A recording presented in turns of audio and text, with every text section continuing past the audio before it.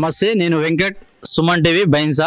ప్రస్తుతం మనం కుంటాల మండల్ కల్లూరు గ్రామంలో ఉన్నటువంటి జడ్పీహెచ్ఎస్ హై స్కూల్ ప్రభుత్వ పాఠశాలలో ఉన్నాము.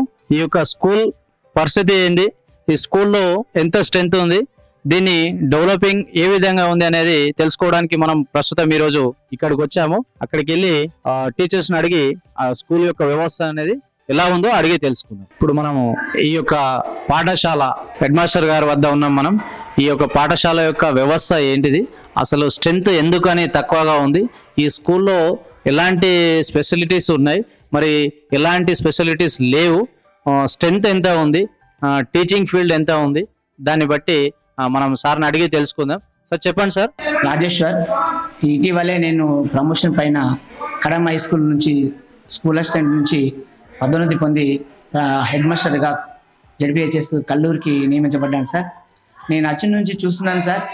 సో పాఠశాల ఫిజికల్ స్ట్రక్చర్స్ కానీ, క్లాస్ రూమ్స్ కానీ, బాత్రూమ్స్ కానీ అన్నీ కూడా చాలా బాగున్నాయి సార్. పాఠశాల ఎంఓబి కింద సెలెక్ట్ కావడం అదృష్టంగా భావిస్తున్నాం. పాఠశాలలో అన్ని హంగులు ఉన్నాయి. ఫిజికల్గా అన్ని రకాలటువంటి డైనింగ్తో సహా అన్ని రూమ్లు ఫెసిలిటీస్ ఉన్నాయి. అలాగే స్టాఫ్ కూడా అన్ని హ్యాండ్స్ ఉన్నాయి సార్. కానీ ఇక్కడ పిల్లల యొక్క డిసిప్లిన్ మాత్రం చూస్తే చాలా అధ్వాన్నంగా ఉంది. సో దానికి ప్రధాన కారణం ఏమై ఉంటుందని చాలా ఆలోచించాను. నేను వచ్చినటువంటి 3-4 months బ్యాక్ నుంచి తప్పనిసరిగా పిల్లలను పాఠశాలకు ప్రేయర్కు రావడానికి కోసం చాలా ప్రయత్నాలు చేస్తున్నాను సార్. కానీ తల్లిదండ్రులు సరిగా రెస్పాన్స్ కాకపోవడం వల్లనే పిల్లల్లో నేను ఇంకా అనుకున్నంత స్ట్రెంత్ను పెంచలేకపోతున్నాను సార్. నేను వచ్చినప్పుడు ఈ పాఠశాల యొక్క స్ట్రెంత్ 71 ఉంది సార్. కానీ లాస్ట్ ఇయర్ ఈ స్ట్రెంత్ 125 ఉండేదట. మరి ఎందుకు ఇలా జరిగిందని నేను పర్సువేషన్ చేసినట్టయితే తెలిసింది ఏంటి అంటే, సో పిల్లల్లో ఇల్ డిసిప్లిన్. సో ఇక్కడ ప్రధాన ఉపాధ్యాయుగా నియమించబడినటువంటి ముత్యం గారు ఎంఈఓ బాధ్యతలు ఇవ్వడం వల్ల అతడు సరిగా ప్రతిరోజు రావడం అనేది కుదరదు కనుక, సో దాన్ని అదునుగా తీసుకొని పాఠశాల సిబ్బంది ప్రధాన ఉపాధ్యాయుడు లేమి వల్ల వాళ్ళు సరిగా రెస్పాన్స్ కాకపోవడం వల్లనే, సో తల్లిదండ్రుల అభిప్రాయం ప్రకారం అందరినీ అడిగాను, ఎందుకు మీరు మా పిల్లలు స్ట్రెంత్ పడిపోయింది అంటే, సార్ అక్కడ ఎన్విరాన్మెంట్ సరిగా లేదు, హెచ్ఎం గారు సరిగా రాకపోవడం, సో ఉపాధ్యాయుల యొక్క నిర్లిప్తత వల్ల సో ఈ విధంగా జరిగిందని చెప్పడం అనేది జరిగింది సార్. కానీ నేను వచ్చి నుంచి చూస్తున్నాను సార్, పిల్లలలో ఇండిసిప్లిన్ ఎక్కువగా ఉంది. అలాగే రాత్రి సమయంలో పిల్లలకు చాలా బ్యాడ్ హ్యాబిట్స్ ఉన్నాయి సార్. సో పిల్లలందరూ కూడా బ్యాడ్ హ్యాబిట్స్కి లోన్ కావడం వల్ల సరైనటువంటి రెస్పాన్స్ క్లాస్ రూమ్లో రావడం లేదు సార్. అలాగే జ్ఞాపక శక్తి కూడా చాలా కుదబడుతున్నది. ఎందుకంటే మత్తు పానీయాలకు అలవాటు పడ్డట్టుగా నాకు తెలిసింది సార్. మరి దీనికి కారణం ఏంటంటే ప్రధానంగా పాఠశాలలో రాత్రి ఈ వ్యసనాలు అనేవి జరుగుతున్నాయని చెప్పేసి తెలిసింది సార్. మేము దాని గురించి నేను వచ్చినటువంటి మొదటి నెలలోనే కంప్లైంట్ కూడా ఇవ్వడం జరిగింది సార్. పోలీస్ స్టేషన్లో వెళ్ళి కంప్లైంట్ ఇవ్వడం జరిగింది. అలాగే మా పాఠశాల యొక్క గది యొక్క చువ్వను దసరా హాలిడేస్ అయిన తర్వాత రాగానే ఒక క్లాస్ రూమ్ యొక్క విండో చువ్వలను కట్ చేసి చేయడం జరిగింది. దాన్ని నేను ఒక అప్లికేషన్ దో సర్పంచ్ గారి ఆధ్వర్యంలో మా పాఠశాలలో ఈ విధంగా థెఫ్ట్ కావడానికి మునుముందు చాలా విలువైనటువంటి సామాగ్రి ఉంది. తర్వాత 5 లక్షలకు విలువ చేసేటువంటి 3 టీవీలు ఉన్నాయి సార్. మరి ఆ భద్రతా దృష్ట్యా రాబోయే కాలంలో భద్రతా దృష్ట్యా నేను ఖచ్చితంగా పోలీస్ స్టేషన్లో రిపోర్ట్ చేయడం జరిగింది. సో రాత్రి సమయంలో కాగానే ఇక్కడ ప్రహారీ గోడ లేకపోవడం చాలా వెల్తీగా ఉంది సార్ నాకు. సో పిల్లలను ఎంత డిసిప్లిన్ చేసినా కూడా సో కాంపౌండ్ వాళ్ళు లేకపోవడం వల్ల వేరే ప్రదేశాల నుంచి తప్పించుకొని పోవడం జరుగుతుంది. అందుకే వాళ్ళను నేను ఒక దగ్గర ఉంచలేకపోతున్నాను సార్.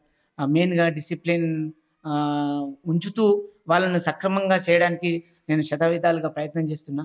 మరి ఇన్ని పాఠశాల అభివృద్ధి కాకపోవడం, స్ట్రెంత్ పడిపోవడానికి కారణం వేరే కూడా చాలా ఉన్నాయి సార్.